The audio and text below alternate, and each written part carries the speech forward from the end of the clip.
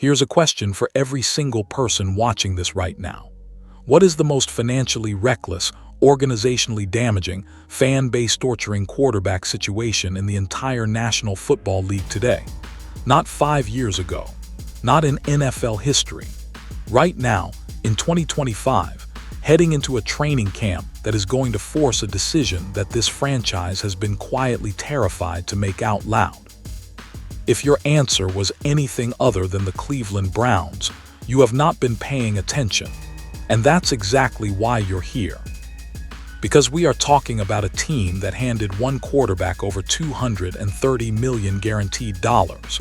$230 million, fully guaranteed. And that same quarterback has played 19 total games in a Browns uniform while tearing his Achilles not once, but twice.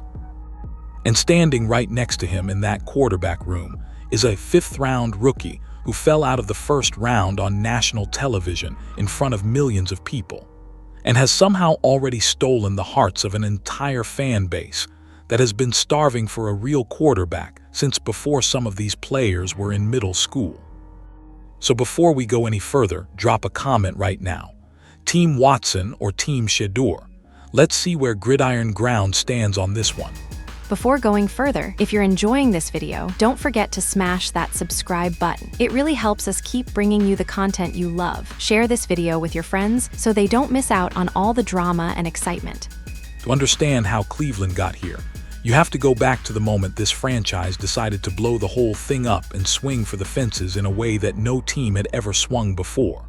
The Browns didn't just trade for Deshaun Watson. They didn't just make a phone call, agree on a price, and send over some draft picks like a normal NFL transaction. They constructed what was, at the time, the single most aggressive quarterback acquisition in the modern history of professional football. Multiple first-round picks shipped out the door. A fully guaranteed contract worth north of $230 million handed to a player who had not thrown a single pass in the NFL in over a year due to off-field circumstances that had the entire league watching with its jaw on the floor. And let's be real about what those off-field circumstances were, because glossing over them does a disservice to the full story. Before Watson ever wore a Browns helmet in a regular season game, he was dealing with a mountain of civil accusations that had followed him out of Houston and into Cleveland, casting a shadow over what was supposed to be a triumphant fresh start. The organization knew what they were walking into. Ownership knew. The front office knew. And they made the move anyway, betting that the talent, the arm, the mobility, and the former Pro Bowl reputation were worth every dollar and every first-round pick they gave up. That bet, as of right now, has not come close to paying off. When Watson finally got onto the field in Cleveland, what fans saw was not the explosive dual-threat playmaker who had dragged a mediocre Houston Texans roster to back-to-back winning seasons on the strength of his arm and his legs alone.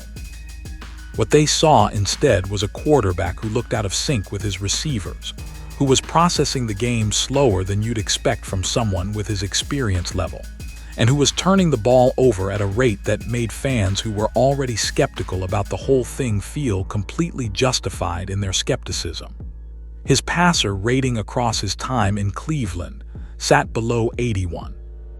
In the modern NFL, where the average league-wide passer rating regularly climbs into the 90s, a number below 81 is not franchise quarterback territory.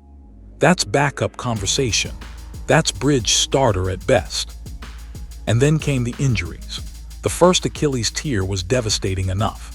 Achilles injuries at the quarterback position are serious for anyone, but for a player who relied heavily on his ability to escape the pocket and create plays with his legs, it was particularly brutal. Most analysts at the time gave him a full year to recover and come back close to what he was. And then, before he ever really got that comeback chance, the second one happened. The same leg, the same injury, back to back. 2 torn Achilles tendons, at 30 years old, after already playing fewer games than some players manage in a single healthy season. That is the situation this franchise is walking into camp with, and somehow it gets more complicated from there. Now shift your focus completely to the other side of that quarterback room. Because if the Watson side of this story is a slow-motion organizational disaster, the Shedeur Sanders side of it reads like something out of a sports movie that nobody would believe if it weren't completely true. Before going further, if you're enjoying this video, don't forget to smash that subscribe button. It really helps us keep bringing you the content you love. Share this video with your friends so they don't miss out on all the drama and excitement. Shedeur Sanders came into the 2025 NFL Draft as one of the most talked-about quarterback prospects in recent memory. Not just because of the tape, though the tape was genuinely impressive. Not just because of the pedigree, though being the son of a Pro Football Hall of Famer who was also his college head coach is about as high-profile a football upbringing as you can possibly have. He was talked about because the combination of those two things, real demonstrable talent paired with a story that made for compelling television, turned his draft process into a full media spectacle unlike almost anything the pre-draft cycle had seen in years. Mock drafts had him going in the top 5. Some analysts had him as the second quarterback off the board.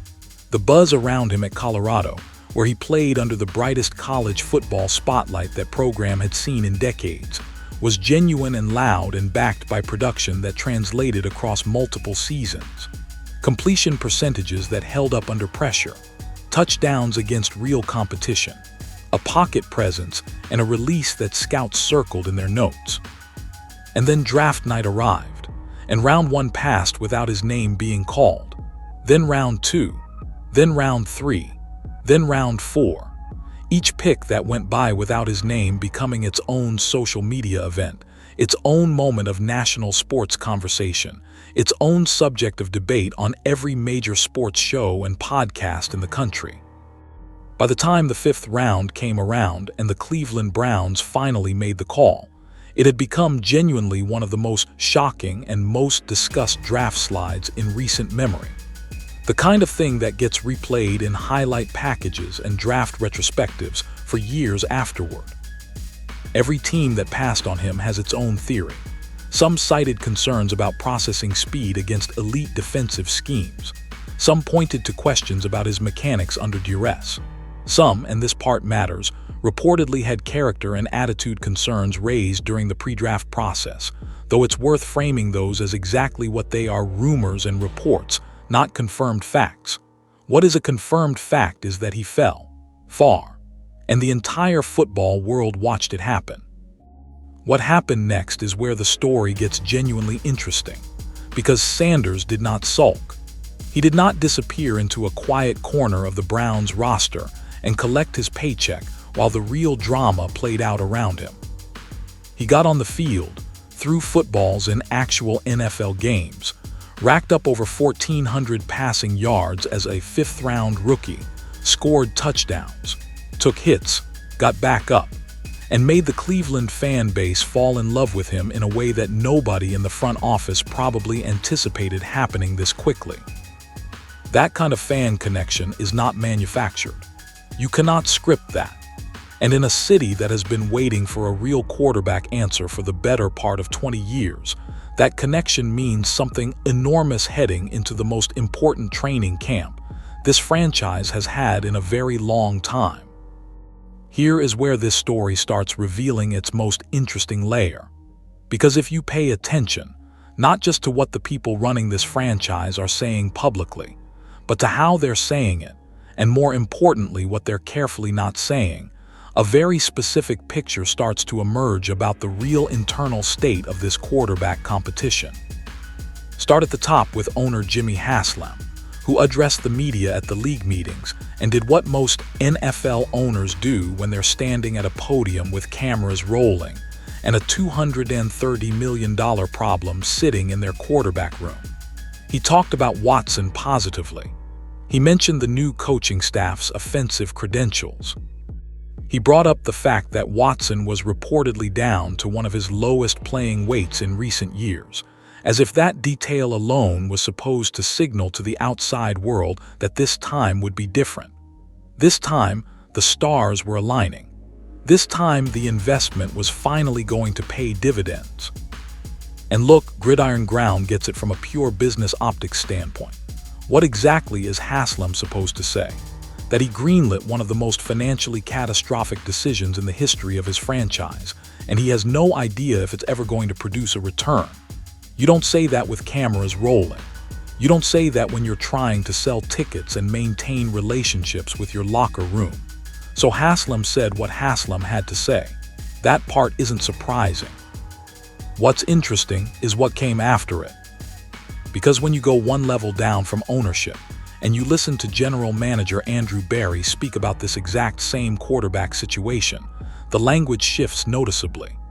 Berry, when pushed directly on where things stood heading into camp, essentially said that the competition was open, that every player in that room would be expected to earn their role, that Watson and Sanders were, in his words, no different in that regard when it came to competing for the starting spot.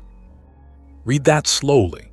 A general manager just put his $230 million veteran quarterback on the same competitive footing, at least publicly, as a fifth-round rookie. That is not something you say if you are genuinely locked in on your veteran as the unquestioned starter. That is the kind of language a front office uses when it is either genuinely uncertain about who the right answer is, or when it already suspects the answer and isn't quite ready to say it out loud before training camp even opens. Both of those possibilities are fascinating, and both of them tell you something important about the actual temperature inside that building, regardless of what the ownership press conferences are projecting to the outside world. The disconnect between what Haslam said and what Berry said isn't accidental. In NFL organizations, language at the executive level is almost always deliberate. And when two voices at the top of the same organization are delivering two noticeably different tones on the same subject, that tension almost always reflects a real internal conversation that hasn't been resolved yet. The quiet war inside that building is real, and training camp is about to force everyone's hand. When you get past the carefully managed press conference language from the organization itself and start listening to the people whose entire professional purpose is to watch tape, talk to sources around the league, and give honest, unfiltered assessments without worrying about hurting anyone's feelings in a Cleveland front office meeting, the tone of this conversation shifts significantly. And it is worth being clear here that what Gridiron Ground is about to walk you through is analyst opinion and reported speculation, not confirmed organizational fact. These are the reads of credentialed voices who cover this league for a living, framed as exactly that. With that said, what those voices have been saying publicly about this situation is striking and how consistently it points in one direction. Multiple national analysts, people with access to film rooms and league sources and decades of combined experience evaluating quarterbacks at the professional level, have come out in recent weeks and said essentially the same thing in slightly different words. That Watson's window in Cleveland may already be functionally closed. Not dramatically, not with a big announcement, but quietly, practically, because of the combination of factors stacking up against him at this particular moment in his career.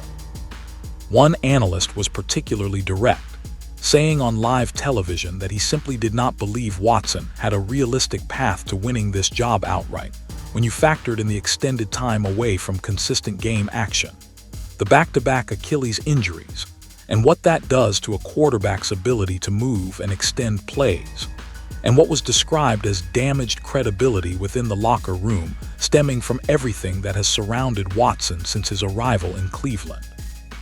That last point is the one that doesn't get talked about enough in these breakdowns. Locker room credibility is not something that shows up in a passer rating. It doesn't show up in any box score, but it is absolutely real, and it absolutely matters when you're asking 53 men to follow a quarterback into battle every single Sunday. When a credentialed national analyst says that on live television, it stops being a hot take. When multiple analysts say versions of the same thing across multiple platforms in the same general window of time, it starts becoming what people inside the league refer to as the consensus read.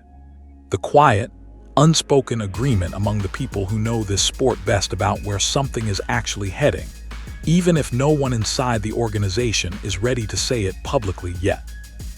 Now, to be completely fair and balanced here, there are voices who believe Watson deserves his shot, who believe the new coaching staff, with their offensive-minded background and their track record of maximizing different quarterback styles, could be exactly the right environment for him to rediscover something close to his best level. Those voices exist, and they are not without logic. A fresh start with a new scheme and new leadership has genuinely unlocked quarterbacks before in this league. But they are currently the minority opinion, and the gap between that minority and the growing consensus appears to be widening, not closing, the closer this thing gets to real football. Stats get talked about. Contracts get talked about endlessly. Draft slides become their own news cycle. But the one part of this entire quarterback battle that consistently gets the least attention in mainstream coverage is the human element inside that locker room. And Gridiron Ground thinks that is a significant oversight, because what is happening psychologically in that quarterback room right now is arguably the most important thing happening in this entire competition. Think about what Deshaun Watson is carrying into this training camp, and think about it honestly without reducing him to just a contract number or an injury report. This is a man who signed the most fully guaranteed contract in the history of his position, who was publicly held up by a franchise as the answer to a problem that had plagued them for literally decades, who walked into Cleveland with the weight of all of those expectations on his shoulders, and then watched everything unravel in slow motion in front of a national audience. The off-field noise never fully quieted. The on-field production never matched the investment. And then his body broke down in one of the worst ways a quarterback's body can break down twice in quick succession. That is an enormous amount of weight for any human being to carry.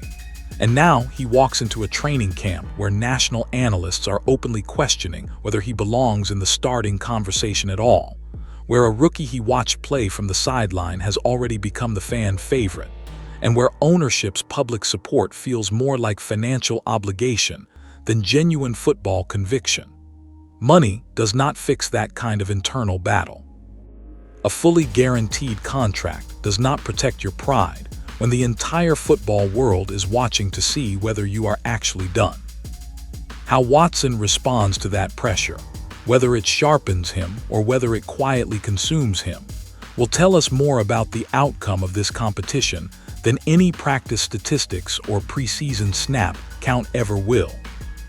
Now put yourself in Shedeur Sanders' position and understand that his psychological challenge is its own unique kind of pressure. He fell in front of millions on draft night. He got thrown into a shaky situation as a rookie and still managed to build real genuine love from a fan base that is historically one of the toughest in the league to win over. He knows the city wants him. He knows the tape supports him. And he also knows that ownership just publicly backed the other guy at a league meeting with cameras rolling. That is a complicated position to be in. The crowd is yours. The contract security is not. And the politics of a $230 million sunk cost are working directly against you in ways that have nothing to do with how many completions you throw on a Tuesday in Berea. And then consider that this quarterback room reportedly has 4 total arms competing for one job. 4 quarterbacks. That roster construction detail alone tells you more about the real confidence level inside that building than any press conference ever could. When a franchise stacks 4 quarterbacks in one room heading into camp, they are not operating from certainty. They are building a safety net. And safety nets don't get built when you believe in the guys you already have. This is the part where Gridiron Ground keeps it completely straight with you. Because real analysis requires looking at the numbers for both of these quarterbacks with honest eyes, instead of just cherry-picking the data points that support whatever conclusion you walked in already wanting to reach. Let's start with Watson, because the numbers are what they are and they deserve to be stated clearly. Across his 19 total games in a Cleveland uniform, Watson's passer rating sits below 81. In a league where the average starting quarterback regularly posts ratings in the 90s, a number below 81 is not competitive. It's not just disappointing relative to the contract. It's below the standard you would expect from a starting caliber quarterback at any level of investment. He threw 19 touchdowns against 12 interceptions during that stretch and cleared just over 3,000 total passing yards. For nearly 2.5 years of investment, of trade capital, of fully guaranteed money, that production simply does not match what was promised when the deal was made. Now shift to Sanders and give those numbers the same honest treatment. In 8 games as a 5th-round rookie, he threw for over 1,400 yards and 7 touchdowns. He also threw 10 interceptions, landing him at a 68 passer rating for the season. And here is where Gridiron Ground wants you to genuinely think about context instead of just stacking the 2 ratings next to each other and declaring a winner based on math alone. A 68 passer rating from a rookie 5th-round pick, getting thrown into NFL games behind a struggling offensive line with a supporting cast that was far from elite, is a completely different data point than a sub-81 passer rating from a 10-plus year veteran with a Pro Bowl resume and a 9-figure salary. The performance floor we expect from those 2 quarterbacks is not the same. It should never be evaluated as if it is the same. Watson's turnovers, if they continue, are a structural problem. He has had years in this league to iron out ball security issues. At this stage of his career, if that part of his game is still creating problems, the reasonable conclusion is that it reflects something about who he is as a player right now, not something that more reps and more coaching will fix. Sanders' 10 interceptions, troubling as the raw number looks, are a significantly different kind of problem. Processing speed at the pro level, recognizing late safety rotations, identifying disguised coverages a half-second faster, these are coachable skills. These are the specific, identifiable technical gaps that young quarterbacks close rapidly between year 1 and year 2 when the game starts slowing down for them mentally. We see it happen around the league regularly. The historical track record of rookie quarterbacks cleaning up interception issues significantly in their sophomore season is real and well documented.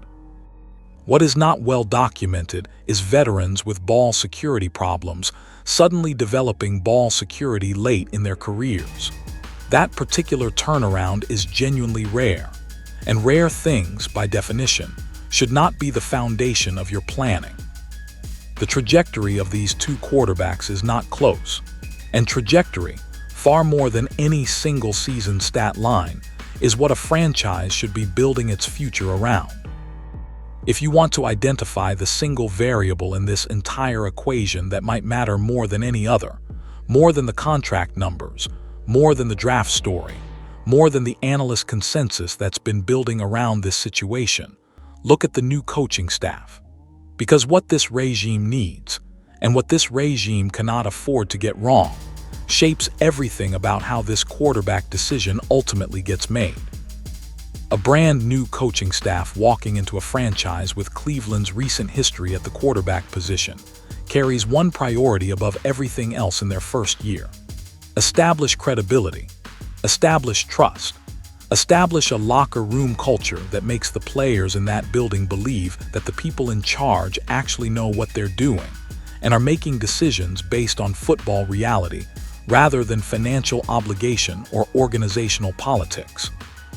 You do not establish that kind of credibility by repeating the same failed experiment the previous regime tried. And make no mistake, what happened in Cleveland last season under the prior coaching staff, the rotating quarterback approach, the we'll figure it out as we go strategy that dragged on for months, was a documented, observable, universally acknowledged failure. It fractured the locker room.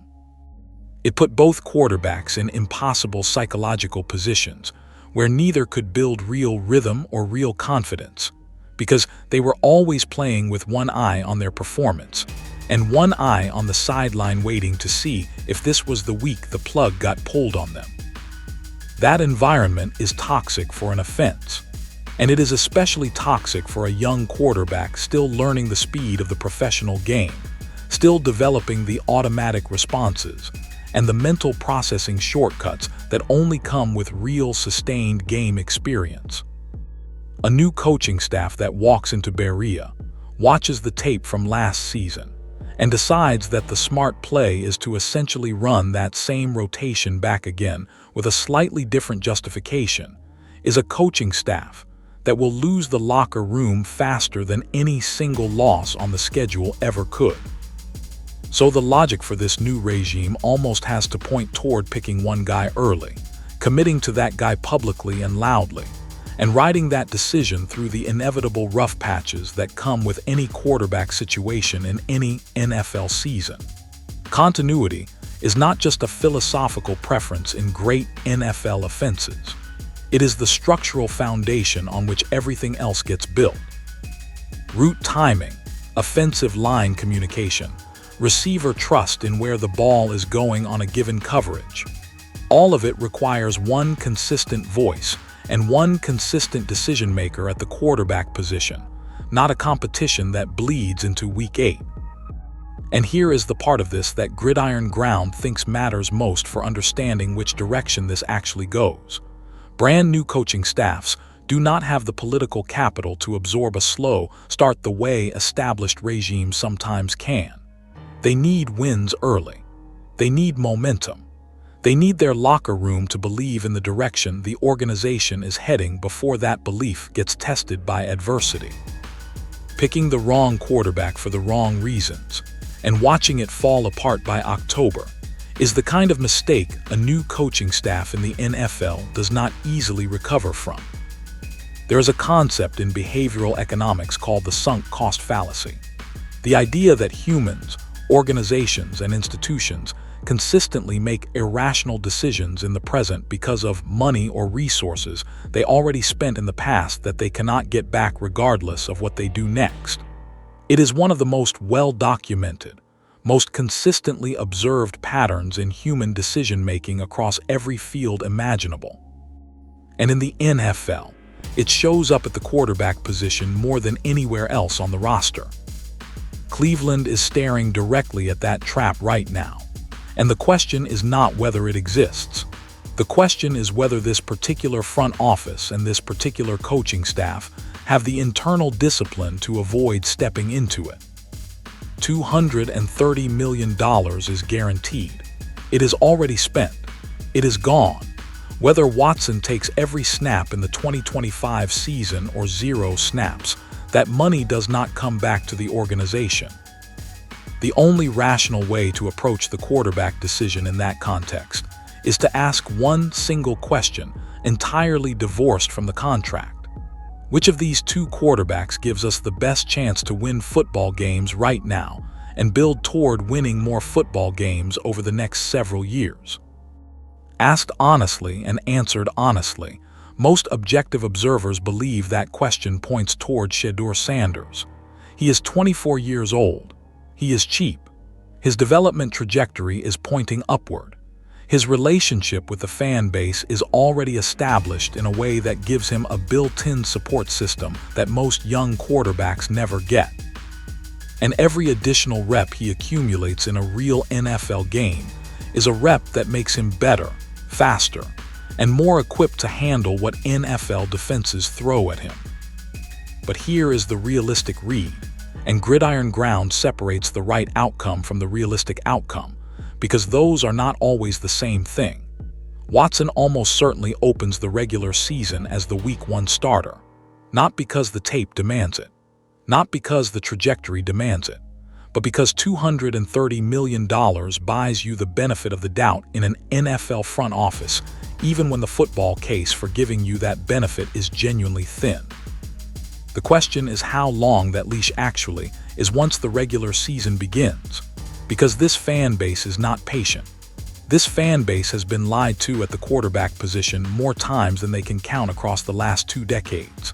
They have watched ownership and front offices talk their book publicly while delivering underwhelming results on the field.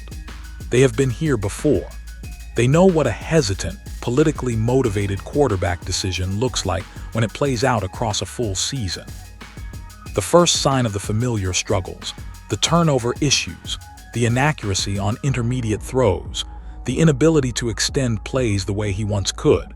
The crowd will let this organization know exactly how they feel, loudly and immediately. And that kind of public pressure has a documented history of forcing organizational decisions that front offices swore in August they would never make. We have watched this exact movie in other cities. It very rarely ends the way the organization planned in the offseason. There is an argument floating around certain corners of NFL media coverage that Gridiron Ground wants to address directly and firmly, because it comes up in these discussions regularly, and it sounds reasonable on the surface, but falls apart the moment you examine what quarterback development actually requires at the professional level. The argument goes something like this. Maybe it's actually fine for Shedeur Sanders to spend some time behind Watson early in the season. Maybe it takes the pressure off him. Maybe he benefits from watching a veteran navigate an NFL offense week to week while he continues to develop without the full weight of the starting job sitting on his shoulders. Let him learn the system. Let him watch the game from a different angle. He'll get his chance eventually.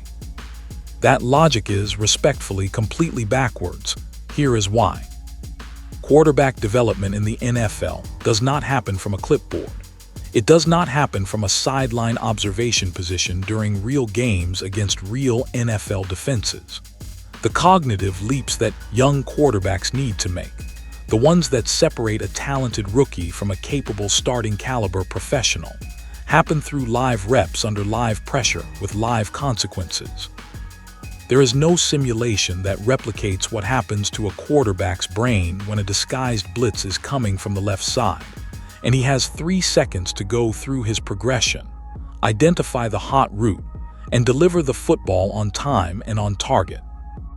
Every week Sanders spends holding a clipboard while Watson takes the snaps is a week of irreplaceable developmental experience that Sanders does not get back. Development is not a thing you can pause and resume. It has a timeline, and burning weeks and months of that timeline on political deference to a struggling veteran does not make Sanders a better quarterback. It just delays him becoming the quarterback he is capable of being. There is also a perception dimension to this that matters beyond just the developmental cost. If this situation drags on unresolved, if Sanders never gets a genuine sustained shot at this job, and the whole saga ends without a clear commitment from the organization, that ambiguity follows him. Around the league, among scouting departments and front offices who will eventually have to evaluate him if his Cleveland tenure does not work out, the narrative of a talented quarterback who never fully got his shot can be just as damaging as the narrative of a quarterback who got his shot and failed. At least failure gives you data. At least failure gives scouts and front offices something concrete to evaluate. The worst outcome for Shedeur Sanders is not losing this competition outright in a fair evaluation during training camp. The worst outcome is this entire thing bleeding into October with no resolution. Neither quarterback fully empowered, neither quarterback given the sustained runway to actually succeed or fail on their own terms. The whole franchise just stumbling forward again the same way it has been stumbling for years. That outcome serves no one, not Watson, not Sanders, and certainly not a fan base that has earned the right to finally see this franchise make a real decision and stand behind it. Here is the thing about all of this that people need to sit with when the camp battles and the press conferences and the preseason highlight reels are finished and week 1 actually arrives. This is not a story about one quarterback competition in one NFL city. This is a story about whether an organization can look at the truth clearly enough to make the right call even when the right call is the hardest, most publicly uncomfortable call they have ever made. Getting this right means Cleveland finally finds the quarterback answer that this franchise and this fan base have been chasing since before most of the current roster was old enough to drive. Getting it wrong means resetting the clock completely, repeating the cycle, and doing this exact conversation all over again in 2 or 3 years with a new set of names and a new set of heartbroken fans in the comment section. Watson or Shedeur, veteran pride or franchise future, sunk cost or smart investment. The decision is coming whether this organization is ready to make it or not. Training camp does not wait. Football does not wait. And Gridiron Ground is going to be right here covering every single rep until this thing gets decided. Drop your prediction below. We're reading every single one.